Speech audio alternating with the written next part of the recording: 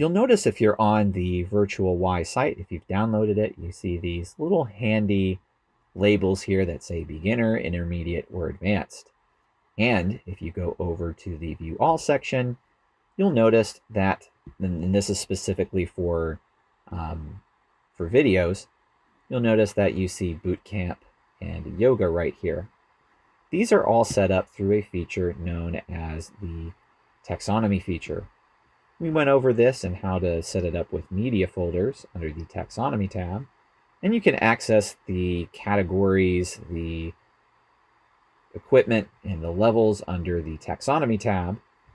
But if you're in the Virtual Y standalone environment, you can also see that there's a Taxonomy tab here, and you can click on it or hover over it and choose which vocabulary you would like to edit. Now, if I click on Taxonomy, it will take me to Virtual Y categories, equipment, and levels.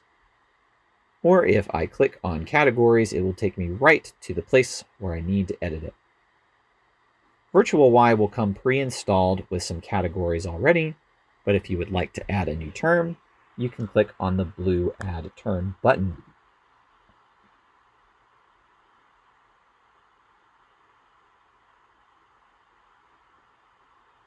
Now up at the top here, you can add a name for your new category. Right here, I'm going to add Pilates to it. And if I click on this button here, this little drop down called the media, I can select an image for my category as well.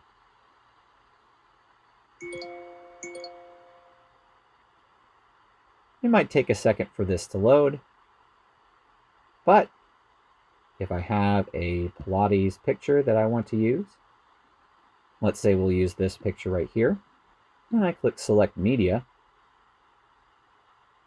my category will now have a Pilates photo set up with it. And if I click down here on this blue Save button, my category will now be added into the Virtual YMCA category.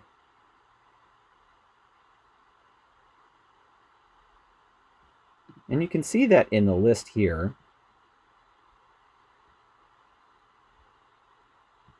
looks like I have two Pilates categories here. So maybe I can change this to aqua fitness or cycling.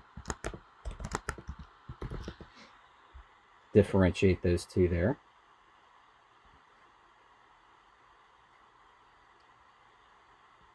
And my cycling photo will show up in here. What this will do is when you add a piece of content, such as a video, and I scroll down here to where it says category, I can type in cycling now, and it will show up and allow me to tag my different pieces of content with cycling. And you can add your different categories as much as you want, depending on the video content you have available. The other two taxonomies we're going to look at are your equipment and your levels, and they work pretty much the same way. So say I have all of these in here, and I want to add kettlebells. I can click on the blue Add Term button, just like I did with the category.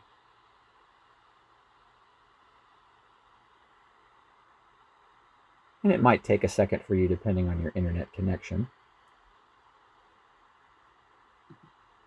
And I'm going to add kettlebells. You'll notice that with the equipment vocabulary, you don't have a picture here, and that's because the picture that you select for a category will show up in one of those cards. So if I were to tag a video with a cycling photo, it would show up in here and allow users to click on it.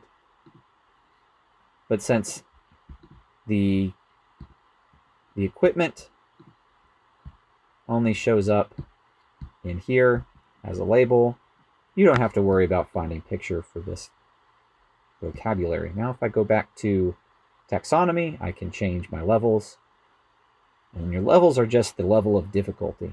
So if you have a scheduling tool, and you have the different beginner, advanced, intermediate, tagging your classes. This will be very familiar to you, and you may choose not to edit this at all. So once you have all of this configured, it's now time to start adding your virtual Y content.